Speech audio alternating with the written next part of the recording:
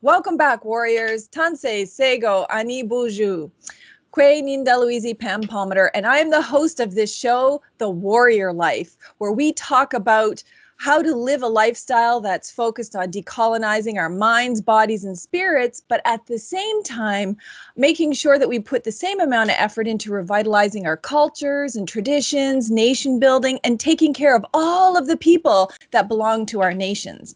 And today, I want to talk to probably the most famous warrior of all. She's one of my heroes, and I'm just the biggest fan of her. I'm probably her number one stalker.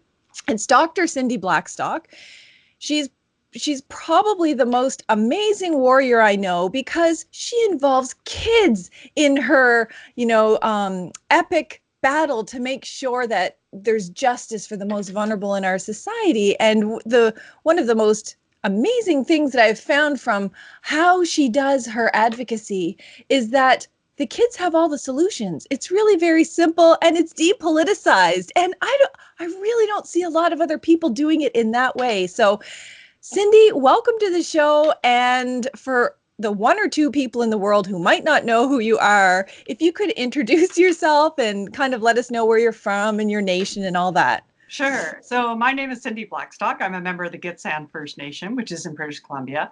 And I could not go any further without introducing you to Mary the Bear. There she is. She's member of the matriarch from the Carrier Secondary First Nation, and she's mother to Spirit Bear, who many of you know. And Spirit Bear represents all the First Nations and other children who have stood together for justice at the Tribunal. So these guys actually come from the territory where mostly I grew up. When I was 4 years old, I lived in a place called Topley, BC, which is like probably not even on a map. I called my childhood unincorporated because we lived in these rural and remote places without mayors. And my first job was a pine cone picker. I would go out. Goodness. I picked pine cones when I was 4 years old and put them in a gunny sack. And then we would sell them and they would be used for reforestation. So I do that all over Carrier Secondary territory. And that was kind of how I got launched into it. And when I lived in rural places, and I mean, I know people talk about remote communities in our area, but like when I talk about remote, I'm talking about like only 4 or 5 other people in a local area. Oh my God, that's remote. Like a social butterfly. And so like there's only so many times you can talk to the wolves and feel good about it. Right? Yeah. But in some ways, I think that's where I got kind of my, I guess, practical kind of side of me. Yeah. Right. And just more grounded. And I just, I follow what my mom's best advice is, which is when you come across something complicated, look for the obvious because almost no one does. That's good advice. It is good advice, right? I think we overcomplicate things too much. And that's why I love working with kids, right? Kids can just see things, especially injustice. They see it so clearly, and what a lot of us forget is that all children understand fairness when they're 2 years old. Oh. So they understand it when they're 2 years old. And so you don't have to teach them very much. You just need to nurture that and make sure that they don't lose it and they don't rationalize inequality or unfairness to other people. And then teach them how they can address it, right? To do it in respectful ways, to do it in loving ways, but to do it in very clear and effective ways. And that's what I've tried to do. Wow. Well, I mean, when you think about it, it's all of the negative stuff is the learned behavior because the positive just seems so natural in babies and toddlers and kids. They just naturally are empathetic and naturally, care about other people or if they're sad or if something's wrong. But I feel like your point about all of this being normalized, learning to rationalize or justify or seeing how other people are acting is where we kind of fall down. Yeah, and sometimes what I really realize or learn from the kids is, you've been to Ottawa lots of times. I live here. I see lots of protests and people are angry and crying up on Parliament Hill. Well, I don't want to be a part of that, right? Anger and crying. And what the kids have really taught me is that the most sustainable movement has to be based on love. Aww. And that's what elders have always said too, like Elmer Kershane, the late elder. He always based everything that he did on love. And I think that that's the way that we have to kind of recalibrate our traditional ways of advocating. So we have, we bring children together, we have them do hearts and send them to the prime ministers so that First Nations kids get a fair childhood. And, we do it in fun ways with our teddy bears. Spirit Bear is very popular, and he goes out and teaches everybody. And we have ambassador programs where his family members get hosted by different communities. And so just by doing stuff like that, it really, in many ways, I think brings back the best of our culture, which is we can stand up for injustice on a basis of love. And that's something no government in Canada has ever been able to do. Well, and the thing is that you're really doing what other people haven't done. So, for example, I've gone to the United Nations many times and, given testimony and answered questions. But didn't you take some kids to the United Nations? Yeah, absolutely. Well, like you have been there before, saw lots of adults talking about kids. And I thought, well, why wouldn't we bring kids themselves to talk to the UN? I mean, they actually say things in far clearer ways than many adults do. And this is their story and this is their lives. And, I think for those of us who have done this a few times, I think it's our job is to not only make room for them, but to support them in actually doing it. So back in 2012, we took 6 young people. 3 of them were below 18, so they came with their guardian or mom or dad or whatever. And then the 3 older ones came on their own. And they did the presentation to the United Nations Committee on the Rights of the Child. And they carried with them a book that non-Indigenous children had made up of all their letters as to why they wanted to grow up in a country where First Nations children were treated respectfully and honorably. And so that had more impact than someone like me sitting there talking to the committee, right? Well, even that book, I mean, think of all the publications we do, because that's part of it. You have to make legal submissions at the tribunal, or you have to do academic publications.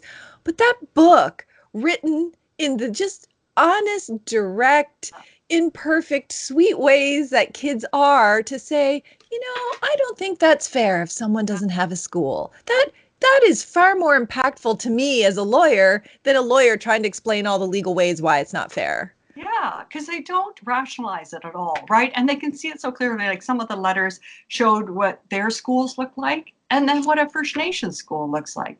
And they don't understand why their friends who are First Nations are getting less. They know that they want to grow up and be someone important. They know how important speaking the non-Indigenous kids know how when they go home and they speak a different language, it might be Arabic or Spanish or whatever, then how much pride that brings their families. And they can understand why First Nations languages are important too. We just need to bring forward that new generation of children who will grow up to be adults, who won't rationalize or excuse it, but also have grown up with a knowledge about what are treaties, what is what is that thing called UNDRIP? What does that actually mean, right? And what does it mean to respectfully coexist with people who are different than you? And to really ensure that everybody's rights are recognized, that you no longer end up in this race where I get my rights recognized, but that means you lose out. I think that's been far too long what we've taught kids. And I think that's a wrong dialogue. I think that if we uplift everybody's rights and we make every child proud of the culture where they come from, then they will understand why culture is important to us. Well, and imagine now if we have a whole generation that's raised thinking this way. That way, it won't matter if they become a doctor or a lawyer or a daycare worker or someone who owns a restaurant. They will have grown up with those ideas that it's okay to be compassionate and caring, and that justice is the norm as opposed to something that's a continual battle. Yeah, that's exactly it. Like, that's why I spend so much time with kids. I think if we can raise a new generation, that's going to shift the way that we understand Canada and the world and the way we understand one another. Adults, some of them you can train to go the other direction, but some of them are really stuck in their ways and they don't learn as quickly. And the other thing is that they wring their hands too often. Well, what can we do? What can we do? Well, kids don't. When they see an unfairness, they aren't sitting there, well, let's strike a committee, right? They do something to try and make it fair. Yeah. And that's the kind of thing I want to kind of nurture in them as they grow up. Well, there's several phrases I've never heard from a child. This is an important first step. Yeah. We can't make change overnight. Yeah. Well, I had good intentions. Like Yeah. you never hear kids say anything like that. It's like, why can't we just do it now? Why can't we just give them the money for the school now? Yeah. And that's a question we should all be asking ourselves, you know? And even on the First Nation side, I think sometimes we've normalized the inequalities in Yeah. our communities. People sometimes don't even know that they're getting less. They just know that life is harder for them, that they, Mhm. maybe not have clean water, housing, all the rest of it. And so we put up this whole backpack of disadvantage on a generation of kids. And we, the adults, have normalized it. And we haven't fought against those inequalities to the degree we need to. And to me, this is the most pressing issue facing First Nations people. Like, I really think, like Elmer Corshane said, we have to look after the little ones. And, Yeah. I totally believe in land rights and stuff, but I don't understand why we've had so many land rights cases and so few cases about dealing with the inequalities our kids get. They deserve proper schools.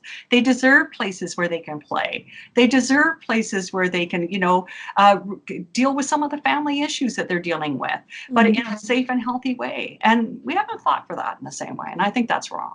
No, and that's where I think this whole concept of sovereignty and nation building, because I'm totally a pro-sovereigntist when it comes to First Nations, and our nations and nation building and rebuilding and planning for the future. But the core of that future are these kids, and Exactly. we're not in nation building if they're murdered and missing, if they're alone and isolated or feel like they don't want to live anymore, or if they're incarcerated or completely detached from our communities because they went into foster care and then went into another home and then completely got lost, and we don't even know how to find them anymore. That's the heart of our nations. Yeah.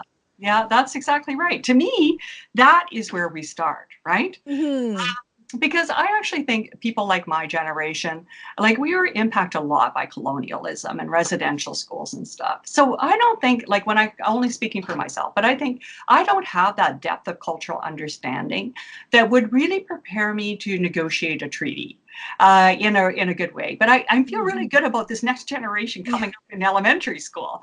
I think that they really have that knowledge, and it's our job almost to raise that next generation who can deal with those other big issues. But Hmm. our first job is to make sure that they have a childhood that makes them feel proud and honored, that makes them feel safe and secured, and that they never have to recover from. That's our job of our generation. Yeah, really, You that know? we don't need to recover from our own childhoods when these children are older. So for people who say don't know the details of the issue, around our kids in foster care, like what is the issue? Why is it so particularly a problem for First Nations kids? Well, a lot of you folks that are listening in may not know that First Nations children are 12 times more likely to be in foster care. And Mhm. notice I'm not using the word Indigenous because the No. rates are lower for Métis children. Yeah. And that's not at all to diminish the importance of dealing with that overrepresentation. But I worry about this Indigenous thing. Yeah. So for First Nations kids, it's 12 times more likely. And the reasons for that are poverty, Mm. poor housing, and we see that in overcrowding in homes, black mold, lack of water, lack of sanitation, those kinds of things. And then multi-generational trauma that leads to addictions. So those are the major reasons that drive it. And in some ways that's good news because actually with the proper interventions we could deal with a lot of that. But the bad news is that the Canadian government underfunds all of those services. And that means that, child welfare workers who are, in many cases, doing good work at the First Nations agencies. I should say they're actually, if you're serviced by a First Nations agency, you're about half as likely to lose your kid. But Oh they're my. doing so on far fewer resources. And they're also doing so when the bigger issues like, you can do child welfare, but if no one is building proper homes and if no one's Mm. looking at the water supply, then it's really going to make it still hard for families to get to a place of wellness to deal with addictions and mental health. So we need to have what I call equity. And that is that it doesn't just, it's not the same as everybody else gets off reserve, because not everybody else off reserve has ever dealt with these ongoing inequalities in every single program. No one else has really dealt with residential schools other than the Métis and Inuit in the same way First Nations have. So there's all these multiple hardships and weights, if you want, on the well-being of our families that other families haven't experienced. So we're going to need more resources to lift them up. So they can have the same opportunities other families have to raise their children in healthy ways, but in ways that honor their culture and honor their ancestors. That's really what we're looking at. And that's why those inequalities are so important to address.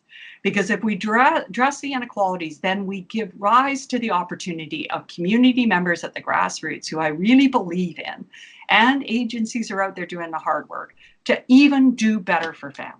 Right? Yeah. Yeah, exactly. And that's, I mean, I've heard you say many, many times, if we just focus on the problem and not all the root causes, we're not going to actually stem the increasing rates of kids going into foster care or permanent guardianship or adoptions outside of their communities, because the root causes still exist of, poverty and lack of education and lack of funding for health and the whole gambit of social services that most Canadians get to take for granted. Yeah, exactly right. And the other thing, too, that is important to say is one of my colleagues, Terry Cross, once said, he said, self-government is when you embrace what hurts.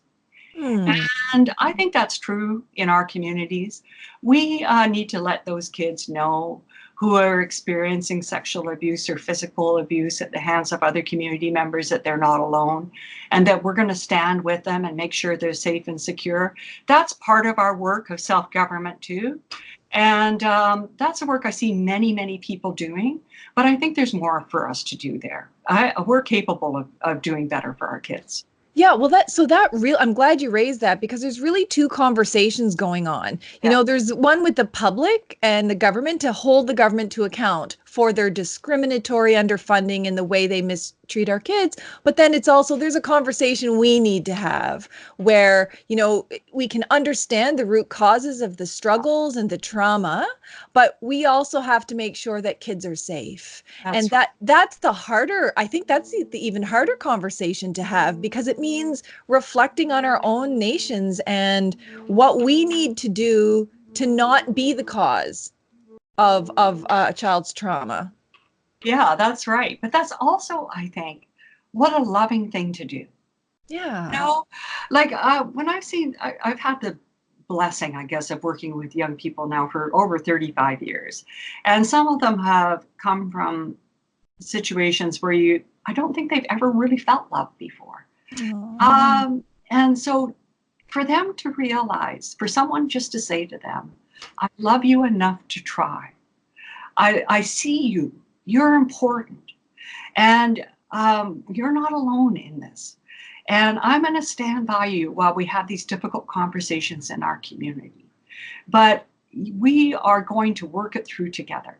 And because we love you, right? I think that is the most important thing that we can do as adults to this young generation of kids, is love them enough to stand in the winds of that colonialism, to take that breeze front on ourselves as adults. That's our job. And sometimes that wind is going to come from the Canadian government or provincial or territorial governments, but sometimes it's our own wind too. It's that wind of the colonial forces and what that's done to deteriorate our communities. And we need to stand strong for those kids in front of that too. Well, that's essentially being a warrior for your own kids, even when it's hard, even when it's harder than it would be for anybody else because of what colonialism has done to our people. It's, trying to draw on the strength of our ancestors, be a warrior for our kids, and say, I'm going to struggle and I'm going to make mistakes, but I hear you and I see you and I love you and I'm going to try, and let's work it out. Because if there's one thing I noticed, my family used to have foster kids, and it didn't matter where they came from or why they were taken away. those kids love their parents, Yeah. and the place they feel where they want to be the most in most cases is with their mom or dad, even if they're suffering from addictions, even if they're not there all the time. And so, it's how do you just bring those two things together? That love and loyalty that children have for their parents or grandparents or aunties, and the warrior inside of us that needs to step up and say, well, what can I do to actually make it better too for those kids, to make sure that everybody stays together? Yeah, that's right. And that's where I'm so excited to see more and more of our First Nations leaders kind of standing up and really saying this is important. We need more of those voices. And we need to really recognize that it's not going to be easy. It's not as easy as this Bill C-92 that's coming up. It's not as easy as just signing an agreement. That this is a long-term commitment. But this is probably the most important thing our generation can do, which is that free up the space, take that hit, so that the generation of kids behind us is one step further to being that generation of our ancestors' dreams. So while you're having this conversation with the public and with kids and with our First Nation kids and with communities, and even our leaders, at the same time, you're also taking advocacy further beyond public education, these conversations, and you took Canada to the Canadian Human Rights Tribunal. And you had alleged that they were being racially discriminatory against First Nation kids in care. Can you tell us a little bit about why you did that, what came out of that tribunal, and where we are today? Yeah, so for a lot of years, I saw the inequalities. When I was working at the grassroots as a line worker, I worked as a line child protection worker for 13 years. And I saw the fact that, in some of these cases, we had to hold families' feet to the fire. And I'm okay with doing that. But sometimes we're holding their feet to the fire for things they couldn't change, which is that they didn't have access to the addiction services they needed. They didn't have access to a proper home for their kid. So honestly, I knew two things back then. One is that was completely unfair and probably illegal. And the second thing I was convinced about, Pam, was that I was totally the wrong person to do anything about it. I was convinced there was someone out there smarter than I was, more capable than I was.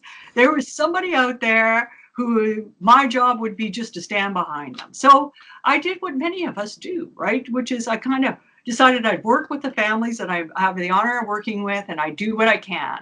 And I did that for a couple of years. And then I looked around and I realized that everyone was doing what I was doing, which is thinking there's somebody out there somewhere who's going to do this, but no one was doing it. So I ended up, there's a great poem my aunt gave me back in the day, and it's by Patrick Overton. And it says, when you step across that place where light leads into darkness, there's something solid to stand on, or you'll be taught to fly. Wow. And that poem has just really, that one line has just really kind of guided me in my life, is to realize that the reason that I wasn't doing anything had everything to do with me and my own insecurities. And that really, if you really truly believe in the teachings of the ancestors and you trust it, you've got to step over that line. Because when there's a magnetic pull that keeps on pulling you in a direction, that's their message. They're calling you. You have to go over there. And so I stepped over that line. I had no clue what I was doing. And I was still looking around for that other person to appear. But it all evolved where I got to work with a bunch of fantastic First Nations child welfare people back in 2000, along with the Assembly of First Nations. And we created a report with the government that documented the inequality. Back then, First Nations kids were getting 78 cents on the dollar compared to other families in child welfare. And First Nations kids had higher needs, right? So the government sends us a letter saying, great job on the report. Thanks for the recommendations. And then they didn't implement it. But I didn't learn from that. They wanted a more detailed report. So I said, sure, we'll do that. This is what many of us do, right? We get involved in all this stuff. And then by the time we did that report in 2005, First Nations kids were getting 70 cents on the dollar compared to other kids. Oh, my goodness. And at the time we sat at that table, the number of First Nations kids going into care went up over 71%. Oh. And this is the problem with kind of getting involved in these official procedures when you already know on the books what needs to be done, which was to give these kids the fair opportunity every other kid gets to go to a proper school, drink clean water, have proper family supports. We knew that before we even wrote the report. So then we had an elder, and I wish I remembered his name, but he's from Northern Ontario, when we created the Caring Society. And he said, never fall in love with the Caring Society. And never fall in love with your business card. He said, only fall in love with the children. Aww. Because there may come a day when you have to sacrifice both those things for them. And so for us, that came in 2007. The Chiefs in Assembly at the Assembly of First Nations passed a resolution and said we had to take Canada to court, that we had to try and get them ordered to stop the discrimination. So AFN and ourselves filed that report, and within 30 days, we lost all of our government funding. So we're still the only national organization that doesn't get a penny from government.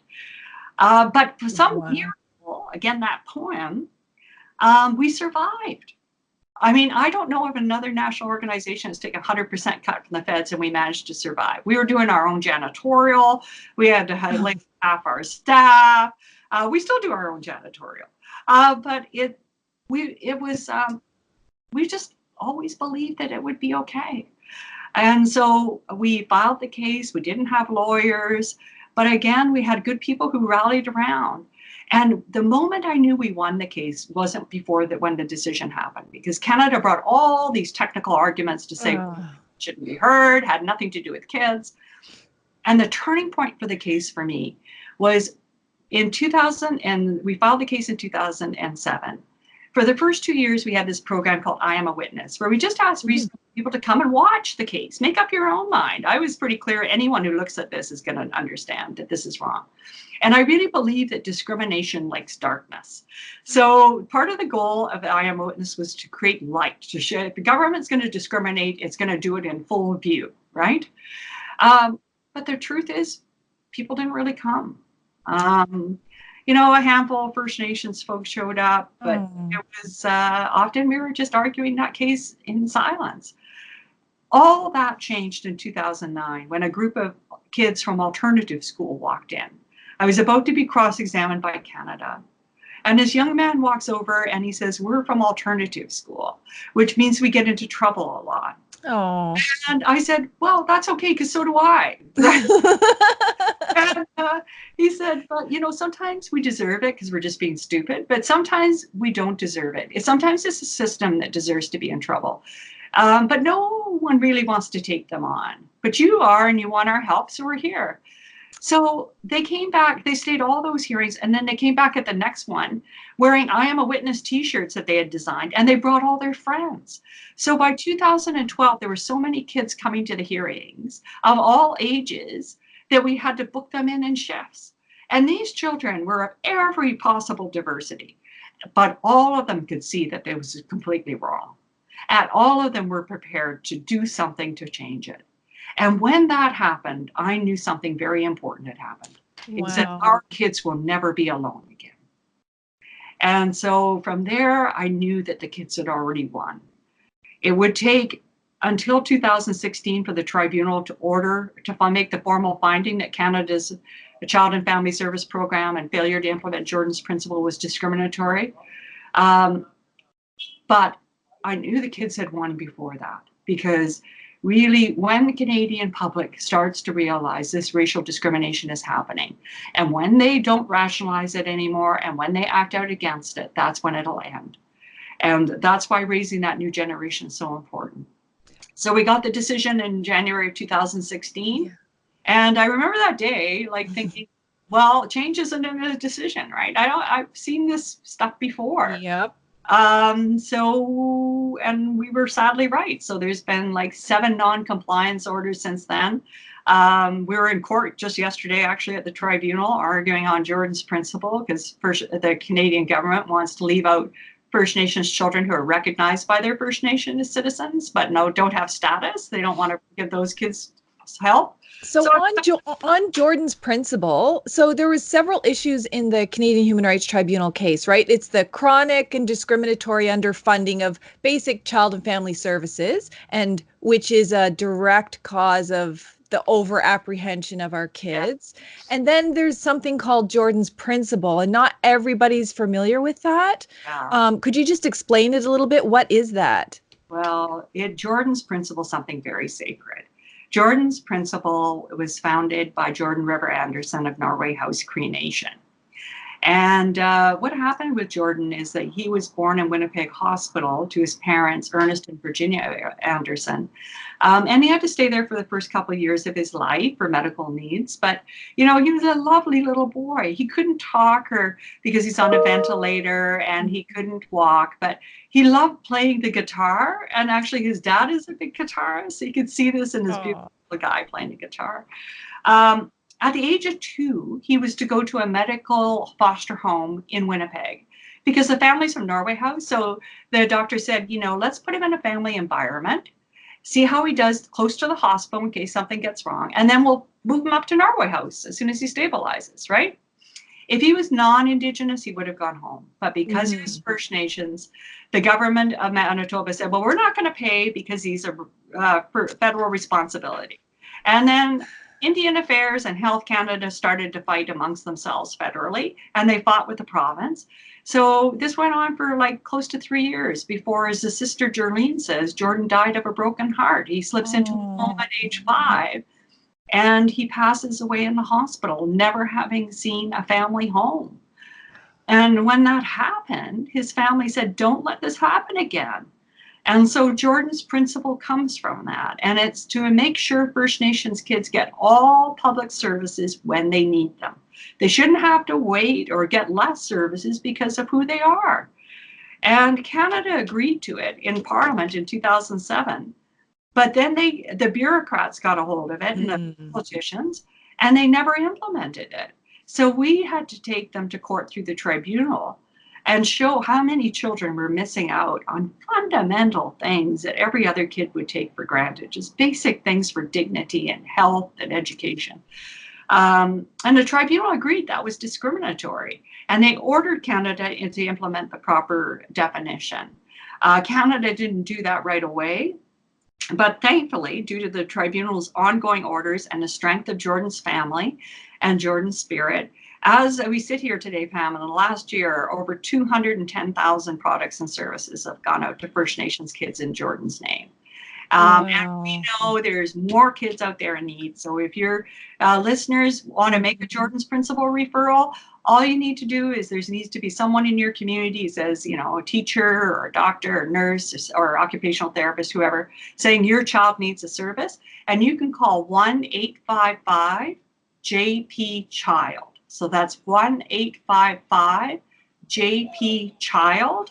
And you can call that number 24 hours a day and be able to request a service in Jordan's name. So that's what Jordan's Principle is all about. There must be so many more people in need of Jordan's Principle, because I didn't even know that you could call 24 hours. I mean, my kids are registered too. I would never, like, I don't even know who to call if I'm being denied a service or if there's something that I need, dental work or orthotics or something like that. Yeah, and so like a lot of folks are just starting to learn about Jordan's Principle. So there's lots of need out there. And the other thing for people to know is it applies on and off reserve.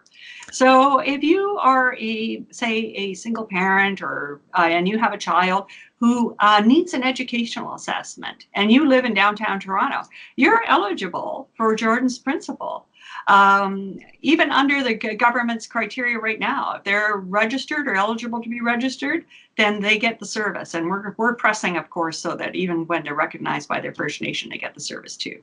So, yeah, so I didn't know that it was also available to off reserve. I thought it was on reserve. And then my next question would be, what if my kids weren't registered? What if I was a registered Indian living off reserve or on reserve, but my kids weren't registered? They were, you know, what's known as non-status Indians. Do they get the benefit of Jordan's Principle?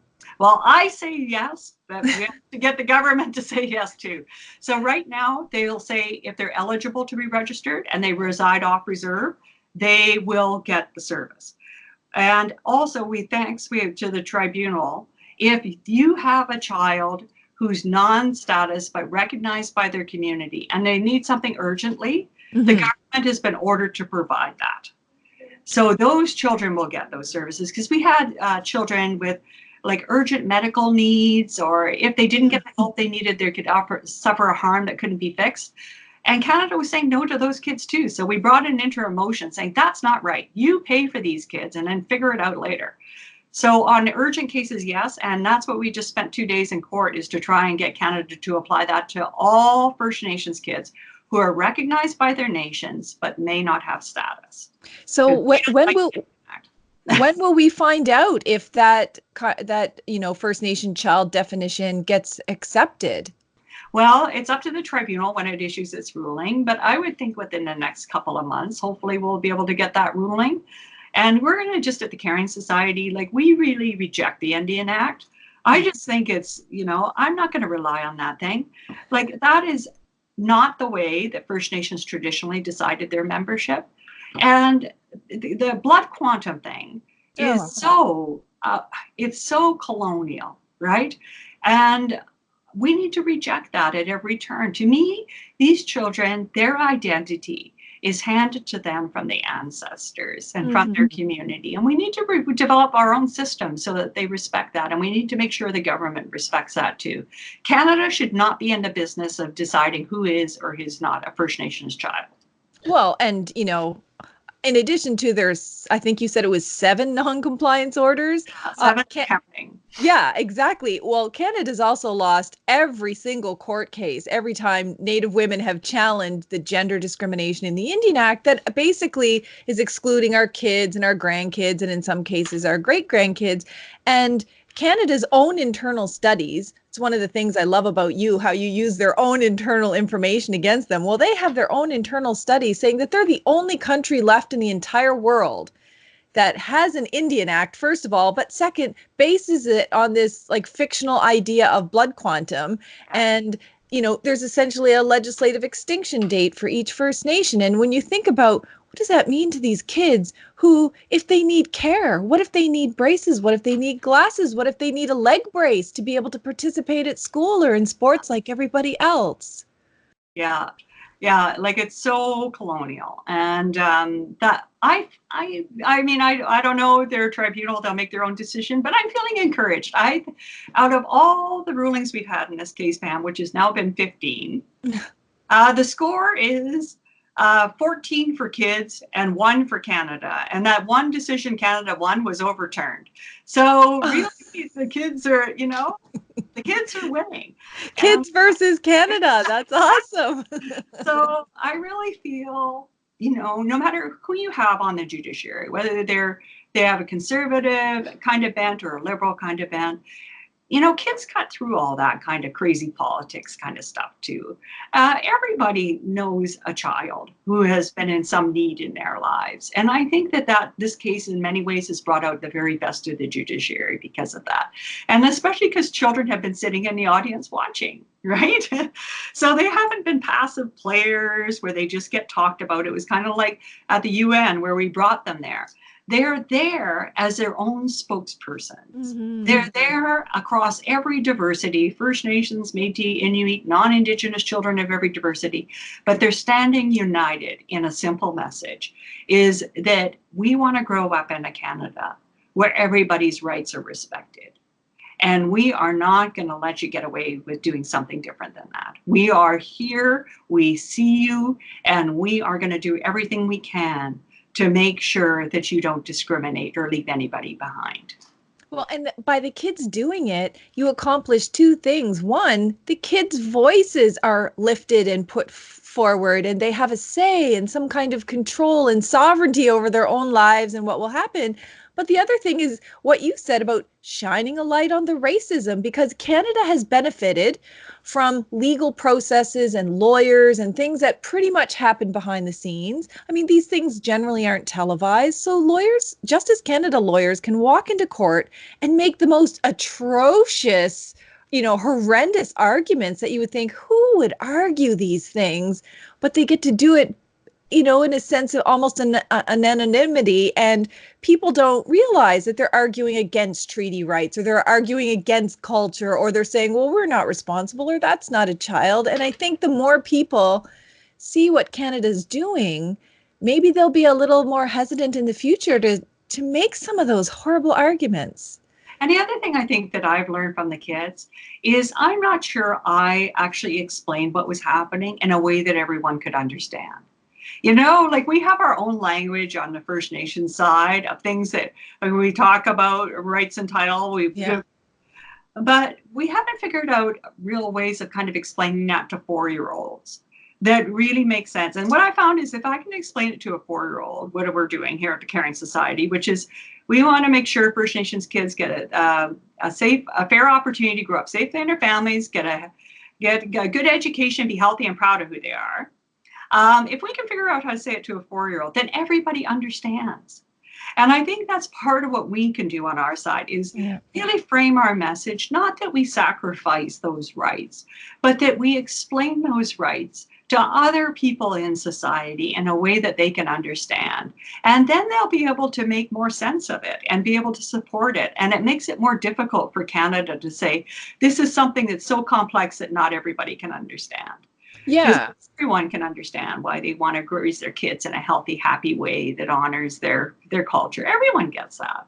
And it also takes away Canada's excuse. Yeah. Well, this is too complex. It's too overwhelming. Yeah. We can only deal with it one little nugget at a time, and it's going to take a long time. But if you really simplify it, not just for kids, but for Canadians who aren't into all the technical language, that this is just about fairness. These kids want to have, access to glasses or leg braces or a wheelchair like anybody else. And it's dignity of life. And I think even for non-First Nation people, we have kids that suffer from chronic diseases they were born with, issues that they have. And I can't imagine you'd find too many who would say, well, my child should get this kind of extra care, but nobody else's child could. These are the kind of arguments that come out of, lawyers and positional and politics and policies, and not really from the people. Yeah, that's right. And even for our own folks to be able to understand that, right? I think if we're able to kind of break it down in a way that everyone can understand and is accessible to everybody, then we grab the real power that's already there in community and really engage them in creating change. Mm-hmm. Like at the Caring Society, we have 7 free ways anybody can make a difference in under 2 minutes. And the reason we make them free is because we think that too many groups either rely on just certain people in the community making the change and everybody else kind of waits around and wait for an update, or they're wanting to fundraise, and not every family can afford to do that.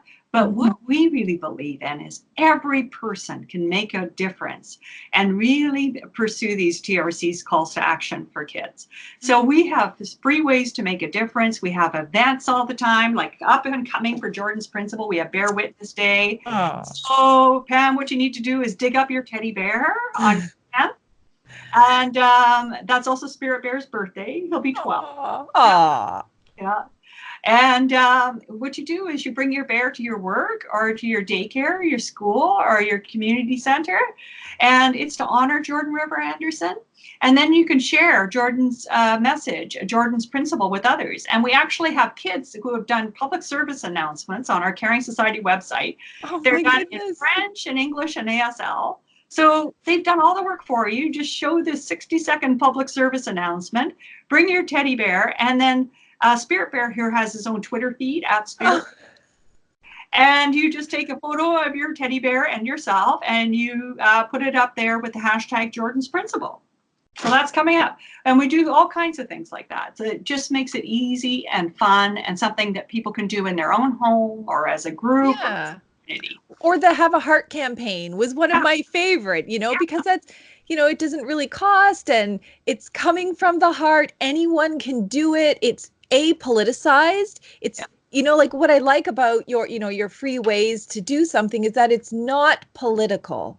It's just all from the heart, all about justice for these kids. And it gives people something to do, because I'm sure you get this question all the time when you speak. I know I do, is, well, okay, now that I know, what Yeah. do I do? And I don't have any money, or I'm not a lawyer, or I'm not a researcher, or I'm not really comfortable protesting. So what can the regular people do? And I think the fact that you have 7 free ways it's easily accessible for people. Yeah, and then we also have Spirit Bear is an author, among other things, and he's written 2 books, and they're children's books. And what we do is we have one of them is called Spirit Bear and Children Make History, that tells the whole story of how Spirit Bear and the other children at the tribunal stood together for Jordan's Principle and for equity and child welfare funding.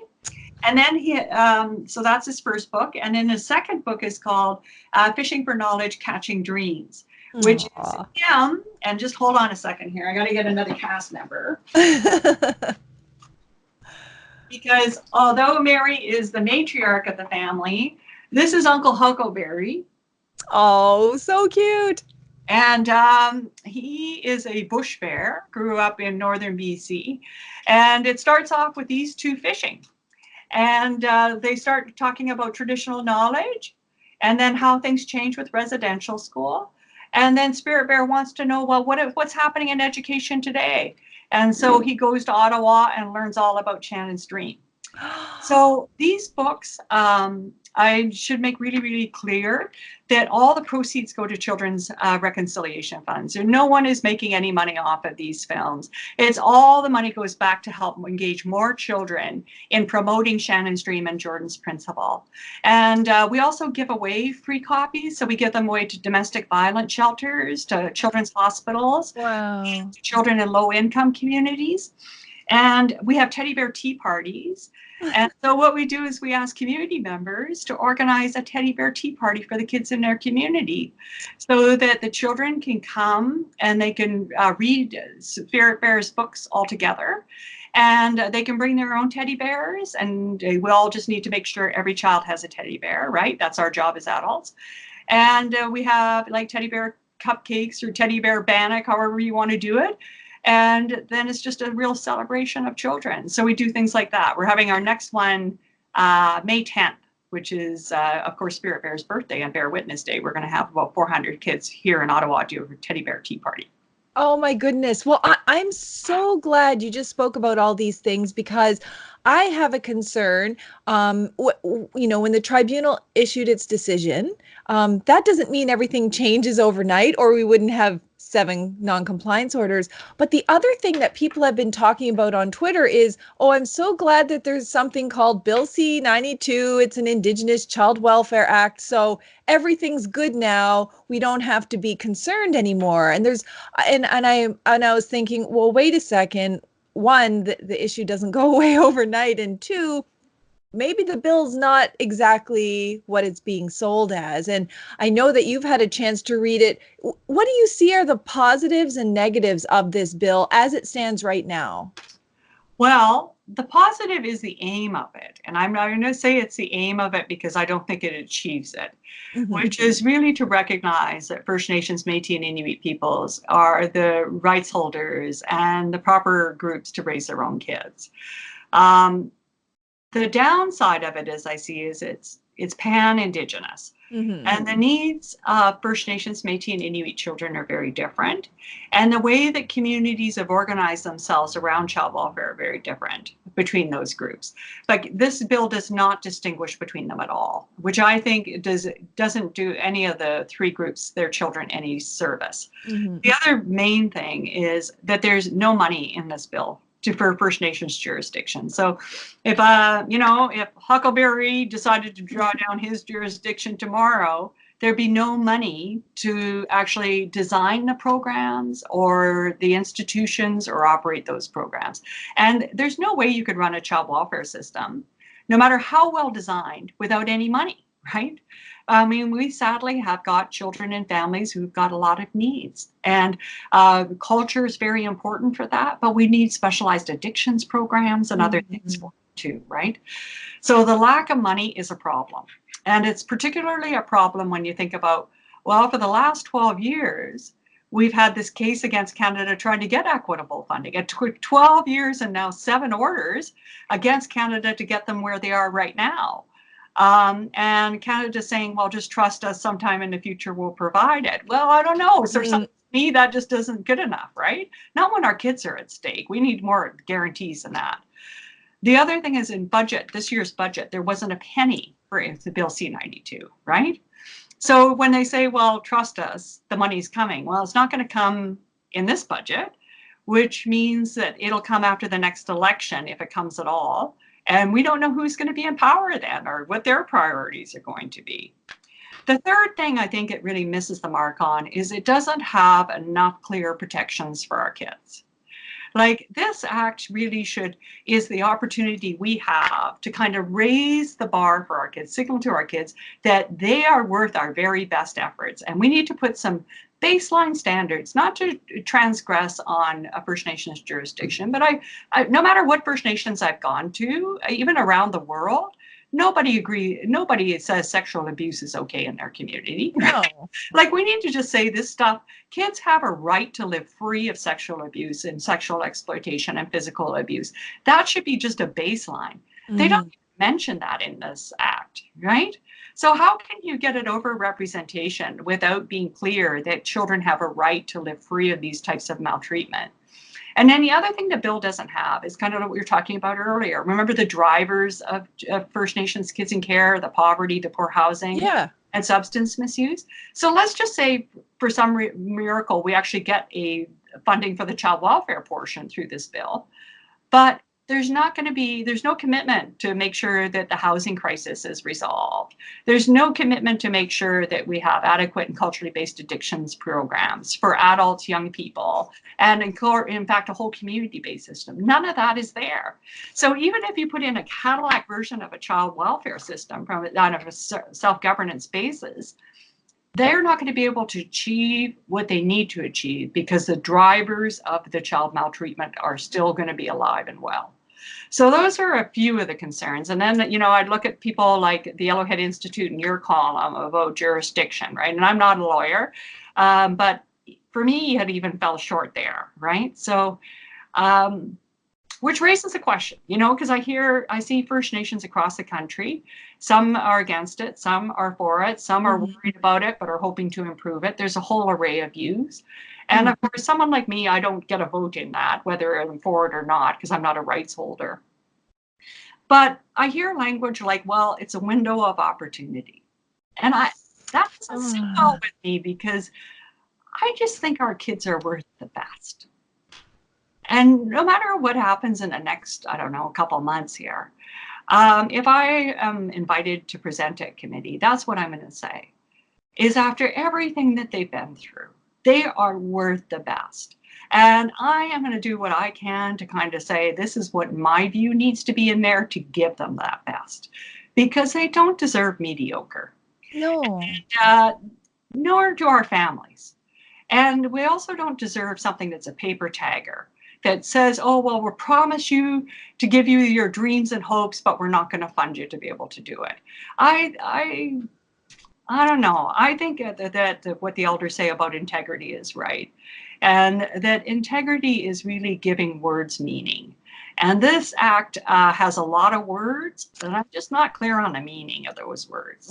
Yeah, well, and that's the thing about it. Like, as a lawyer, I went through it and there's like 100 little detail things in the way things are worded, but even just making preventative care conditional on if it's in the best interest of the child. When would preventative services not be in the best interest of the child, or to make prenatal care, which should be a given, only if it's in the best interest of the child? Like, what weird and bizarre wording is that? Shouldn't we just be presuming that all of this like wraparound service should just be there anyway? Yeah. Prevention, during, after, all of it. Yeah.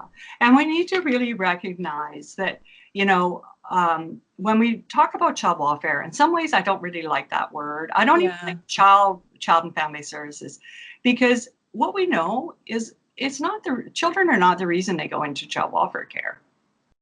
It should be adult welfare with a different word, than welfare. Yeah. But it's because adults haven't resolved their trauma. It's because adults haven't been able to access the services that they need. And when you have adults who are in crisis, then children go into crisis and become unsafe. Mm-hmm. And so somehow that needs to be better reflected in this bill, right? And we have some solutions, and I've seen other people put forward solutions, and I'm hoping that the government is open to it. But my experience so far in talking to them is that they'll listen to what you have to say, but they won't change the text in any meaningful way. And I'm really worried it's going to go through and just be mediocre.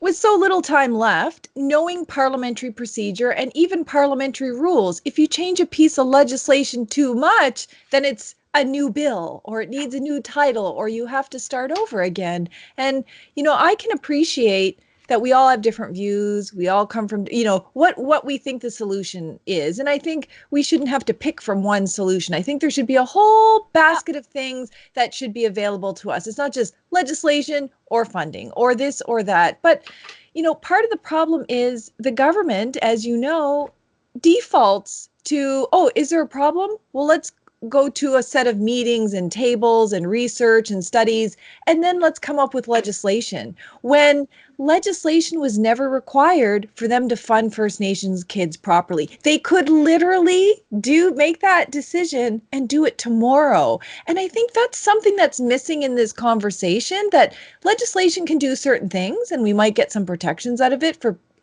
people who support that kind of solution, but it's not mandatory to end discrimination against First Nation kids. You don't even have to say the word treaty right or Aboriginal right. You don't even have to go down the political realm to just say, we're going to stop discriminating against kids, legislation or not, rights or not. And that's, I think that gets lost in this. And we're now going to spend the next, 6 weeks, 2 months debating over amendments and what should and shouldn't be. And without the substantive, we've made a statutory commitment to funding, then it's like a hollow promise. Yeah, it is a hollow promise.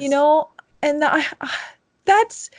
I hope the Canadian public, whoever listens to this or watches this, understands that the job isn't done, that all of the spirit bear work and all of the other things that we need to do still need to happen, that even if this legislation gets passed, you have to assume it's going to be implemented. You have to assume there's going to be regulations. You have to assume there's going to be budgets. And these are big assumptions for governments who have never stepped up in the way that they promised to do. Yeah, no government in Canadian history has ever kept its promise to First Nations children, to even give them the basic kind of services that other kids get. We're still fighting for that in 2019, right? Some people say to me, well, they've made good progress under this government. And I said, I hear that, but Canada's known about this underfunding for 112 years. At what point does the answer that we're making progress not good enough? Because it's not good enough for me. And it's not the answer First Nations kids deserve. And for those who say, well, we can't afford to do it overnight, well, cancel the renovations of Parliament. It's going on right now. We're spending billions of dollars. If we can afford to renovate Parliament, we can afford to treat children properly. It's the choices we're allowing politicians to get as a public. That's what's happening. And I would love to see a day when every First Nations person across this country says enough. We are going to stand here. Our kids are worth the money. Our kids deserve these basic rights. That giving them clean water is not reconciliation. It's a fundamental human right. And that's what we're going to demand that you do. And if we do that together, if we actually mobilize that way, imagine the future that would come from that. Oh, imagine if you could shed all of that negative talk that has been given to us by Indian agents in residential schools. Well, take what you can get, be practical. A little bit is enough. You'll get a little bit later. And I mean, I don't know how many times I've heard you say, there is no such thing as incremental equality. You either have justice and equality or you don't. And our kids never had it. Yeah. And I don't think we have the right as adults to say, yeah, you know what? That's a good deal for the kid. We'll settle for this or we'll settle for that, because you only need to talk to a foster child to understand, like, what right do we have to say, well, you know what, we'll settle. You don't get any dental care this year or for the next 15 years, or you're going to live your entire life in and out of foster care. We don't have the right to do that. And I think that's where politics kind of messes up Yeah. just the basic issues of social justice. Yeah. And and I often think like sometimes I feel like caving in. I get crabby and I get tired and everything else. But then I think about, I almost imagine like the kids in that courtroom. If they were here and they saw me do that, then what am I telling them? Like I think sometimes we forget that, that famous adage that children may not always listen to their elders, but they'll never fail to imitate them. Do we want that next generation to say that the services are good enough for their kids? Mm-hmm. That we're going to take this window of opportunity. We can't get everything. And when we say we can't get everything, we need to remember that what everything means to us is a basic human right that every other kid gets. Yeah. Right? That's not everything. It's fundamental justice. And I want these kids to know one thing, and that is that we love them enough to want the best for them, and we love them enough to fight for them. Well, that's it. That's the moral of the story. And it kind of, you live that. You don't just say that. You do everything you can. You take every action you can to stand up for these kids so that if they see you, they see at least one person who hasn't given up hope. I mean, there's lots, but they need to see us never give up hope. And one of my, questions that I try to ask at the end of every interview is, what do you think it means to live a warrior life? Some people think of, protests or, resistance, but there's other ways. There's a really holistic way of living a warrior life. To some people, it's, clean living, healthiness. What do you think in terms of, morals and values and actions, how people, kids and adults can live a warrior life? I think it's to understand that it's not doing anything that a 2-year-old wouldn't do.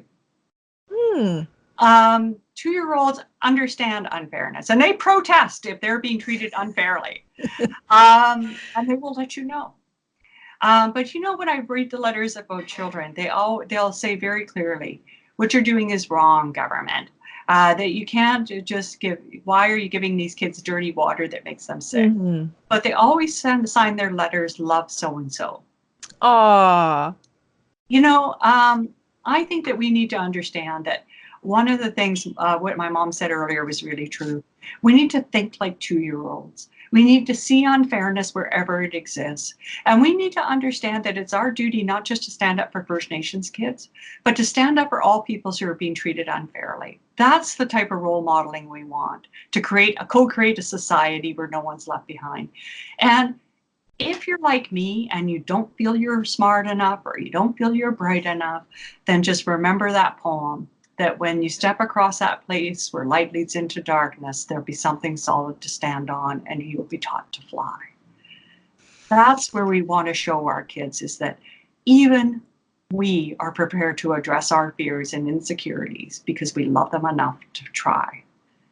Oh, well, that's beautiful and that's inspiring. And I think that's the perfect way to end this show. Although I wish we had about 8 more hours because I could just talk to you forever. Witness Day. Oh, yeah. Yeah, I'd remind everybody what the date was again. May 10th.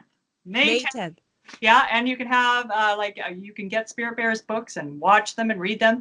And we're actually, one of the things we're asking for people to do is translate the books into your language, and then have the kids read it in your language and put it up on YouTube, and then share us with the link so children of all diversities can hear Spirit Bears stories of justice and kids in all the different First Nations languages.